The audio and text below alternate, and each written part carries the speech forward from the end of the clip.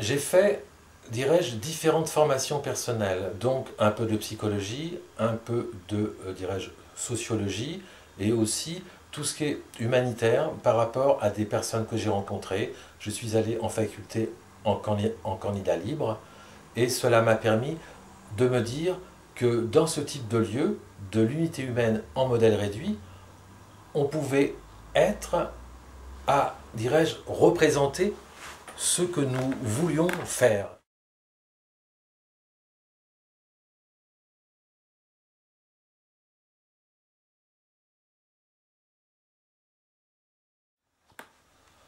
J'ai rencontré beaucoup de Français qui étaient là pour, à mon avis, des raisons très très différentes des miennes. Ils sont venus plutôt, comme je l'ai dit auparavant, pour vivre une vie à moins cher, en faisant certains commerces. Euh, Dirais-je, toutes sortes de choses, en tout cas de l'import-export. Par contre, certains étaient professeurs, enseignants, sociologues, psychologues, médecins, enfin, dirais-je, toutes sortes de, dirais-je, professeurs donnant leur spécialité pour rien et faisant comme moi, ayant une carte de guest, et en fait payant aussi bien cette carte qui dirais-je, coûte encore aujourd'hui, je pense, environ 1800 roupies, soit environ 25 à 30 euros par mois, plus logement à payer, véhicule à, dirais-je, trouver, à payer aussi, nourriture. Tout ceci fait un sacré chiffre. Mais certains Français étaient seulement, dirais-je, venus pour faire du commerce.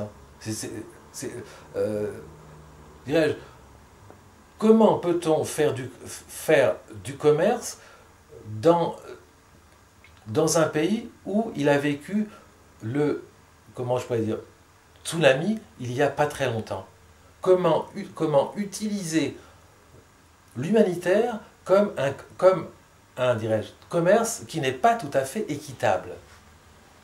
Alors ça, je me suis insurgé de ça. Je me suis dit non, j'aide les personnes, je ne demande rien. Si on veut m'échanger quelque chose, dirais-je que ceci est tout à fait normal. Un café, un simple, dirais-je, comment ça s'appelle, repas ou autre, jamais d'argent. Ou alors, rarement, si quelqu'un voulait me donner de l'argent, généralement, je l'offrais. Et cela suffisait largement pour, en fait, dirais-je, pouvoir faire ce que j'avais à faire. Aider les autres, je pense, quand on travaille dans le côté spiritualiste humanitaire, ça va dans ce sens-là. C'est un don de soi. Alors, on doit trouver, dirais-je, ses propres moyens pour réaliser ce que nous voulons être.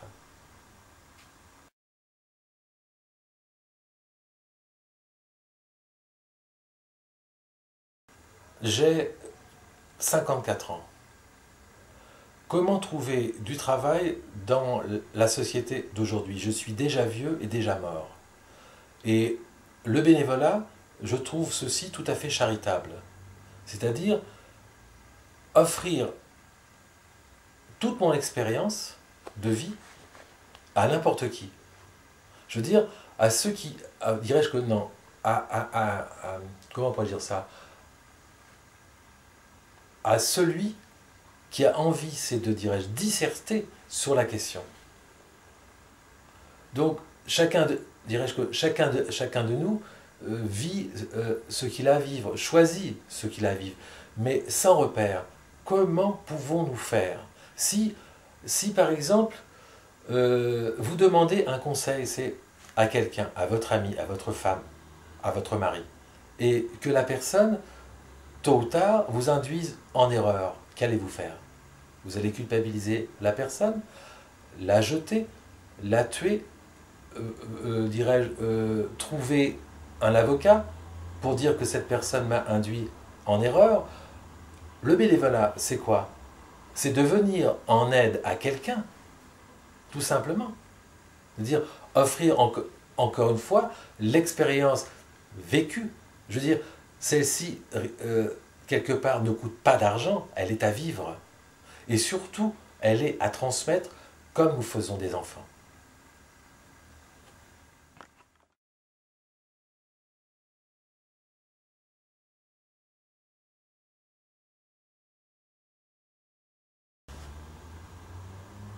Le bénévolat a été pour moi la seule carrière possible depuis, dirais-je, qu'on s'appelle quelques années. Et j'ai eu un droit, dirais-je, de comment pourrais-je dire, soutien dirais-je, continuer à faire du bénévolat, c'est-à-dire à aider les autres tout en m'aidant, dirais-je, tout en m'aidant moi-même. Et par cette occasion-là, je ne trouvais rien en France. Je suis trop vieux. À l'âge que j'ai, malheureusement, un jeune est plus facilement, dirais-je, manipulable. Parce que lui, il a l'avenir, c'est devant lui. À l'âge que j'ai, je crois que mon avenir est quasiment, si je puis me permettre, derrière moi. Et dirais-je qu'une certaine personne m'a offert ce droit, en tant que, dirais-je, qu'on s'appelle soutien, de venir en aide à l'étranger. Et comme je parle plusieurs langues, plus ou moins bien, mais je me débrouille et je me fais comprendre, et cela m'a permis, grâce à cela, et surtout à cette personne, d'avoir une confiance en moi pour pouvoir aider quelqu'un n'importe où. C'est-à-dire que toute mon expérience sur le papier, dirais-je, serve. C'est-à-dire que je dois exister. Si on me demande ce que je fais, que puis-je dire? Que je suis bénévole? Mais en quoi? Je pense que l'exposé et le dossier que vous avez suffit largement à, dirais-je, confirmer que je fais quelque chose et encore aujourd'hui. Je continuerai, où que je sois, à aider les autres. Lorsque l'on rentre chez soi, on doit s'expliquer. Parce que dans le monde d'aujourd'hui, dirais-je qu'on a besoin de preuves. Dirais-je que la société elle-même demande: que faites-vous dans la vie? Quel est votre cursus professionnel? Collaborez tous dans ce sens-là à l'unité humaine en sa diversité.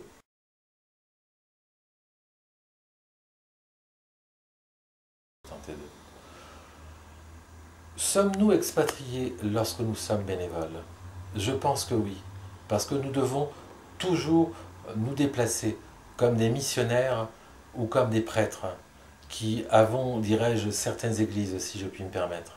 Nous sommes reconnus comme tels en tant qu'expatriés du monde d'aujourd'hui.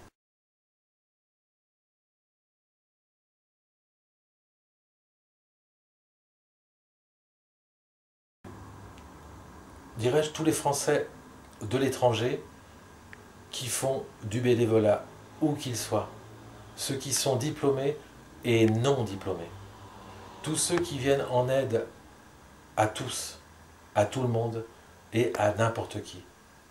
Je vous souhaite tous un bon courage, parce que moi, ma vie n'est pas terminée. Et je tiens à continuer mon bénévolat où que je sois. Sur ce, merci et au revoir.